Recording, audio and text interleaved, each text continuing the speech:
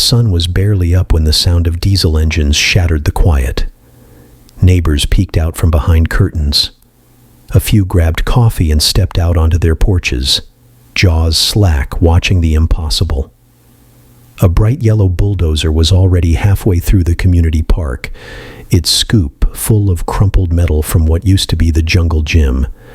The Maple Hollow HOA park sign lay on the ground, snapped clean in two, in bold red spray paint. Private property. No trespassing. The man standing beside the machine. Me. I didn't say a word. I just watched as the park, their park, fell under the weight of my decision. It started 2 years earlier. I had lived on the edge of Maple Hollow for 7 years. My land wasn't technically part of the HOA, but we shared a border. They had their gated driveways and manicured flower beds. I had 2 acres of old-growth oak and cedar, a modest ranch-style house, a stacked woodpile, and silence. I kept to myself. I paid my taxes. I didn't bother anyone.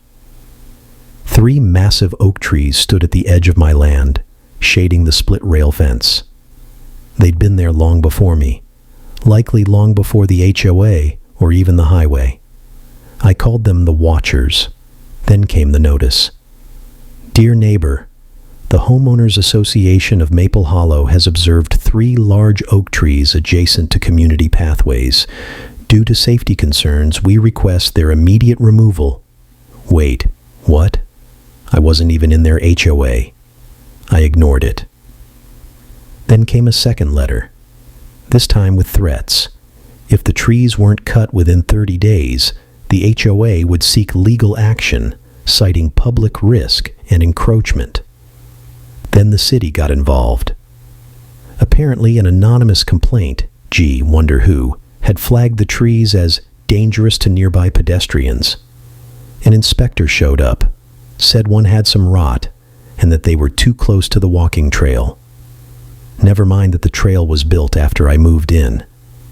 They gave me 10 days. I lost that fight.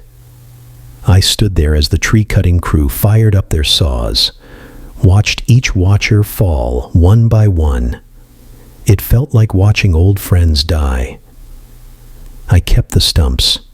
I couldn't bear to remove them. That night, I couldn't sleep. I looked out at the gaps where the oaks had stood. For the first time in years, I could see straight into the neighborhood park, a perfectly manicured field with a swing set, picnic benches, and a stone walkway. Kids laughed there. Dogs barked. HOA members walked their little purebreds and gave me cold stares if I waved. The president of the HOA, Meredith Caldwell, had made it her mission to beautify the neighborhood. A retired corporate lawyer with too much time and not enough empathy, Meredith wore matching cardigans and pearls even during gardening meetings. She had a clipboard addiction and a superiority complex she disguised as civic duty. She never spoke to me directly, just left letters and warnings, always passive-aggressive, always signed, on behalf of the Maple Hollow HOA, President Meredith Caldwell. I started digging. Not in the ground, in the records. It took 2 months, but I found it. Maple Hollow didn't own that park. They leased it from a private trust. That trust, as it turned out, was in the process of liquidating assets. They hadn't even listed the park publicly yet, but with a few calls, a lawyer friend, and an LLC I set up just for this purpose, I made an offer. Fair price. Cash. 30 days later, the deed was mine. No announcement, no meetings, no warnings. I just put up a sign, closed for renovation, private property. The screaming started the next morning. They knocked on my door in packs. You can't do this. That park belongs to everyone. We have children who play there. Leading them all, as expected, was Meredith Caldwell. She stood stiffly at my gate with 5 neighbors behind her, like a poorly cast royal court. Mr. Walker, she said, her smile tight, I believe there's been some kind of mistake. The Maple Hollow HOA manages that park.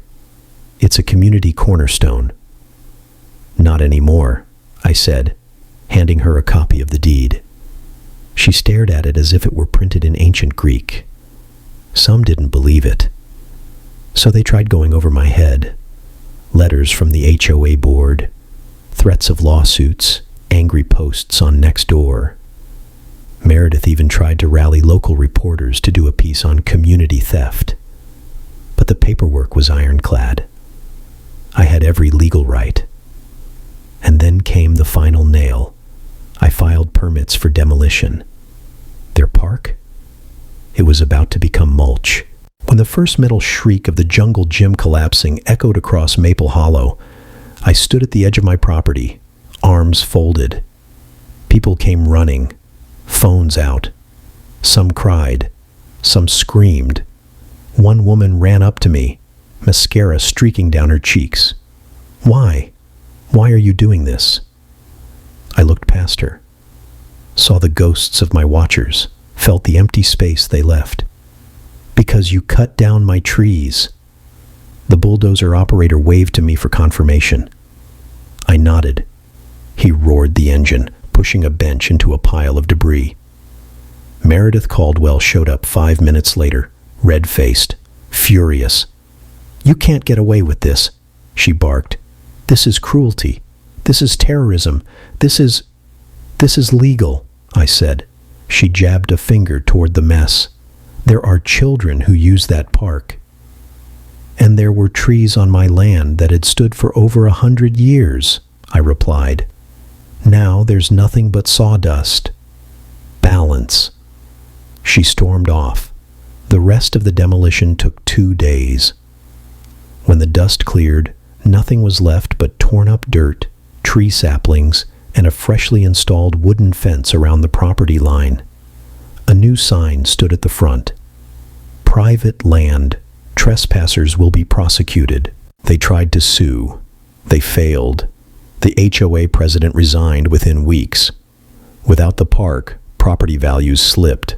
Some residents moved. The ones who stayed kept quiet. A few, quietly, thanked me. They fined me for wind chimes once, one man muttered. This place needed humbling. Meredith disappeared from the neighborhood board. I heard she moved to Arizona. I planted 3 new trees where the watchers once stood. And one day, while walking my property, I found a sapling growing near the edge. I left it. Let it grow. Let it remember. Years later, the pine trees I planted where the park used to be are tall enough to block the sun. No one comes near it anymore. Nature took back what was hers. I sit on my porch, coffee in hand, birds nesting in the branches again. The HOA hasn't sent a letter in a long time. They learned what happens when you cut down a man's roots. He just might take yours with him.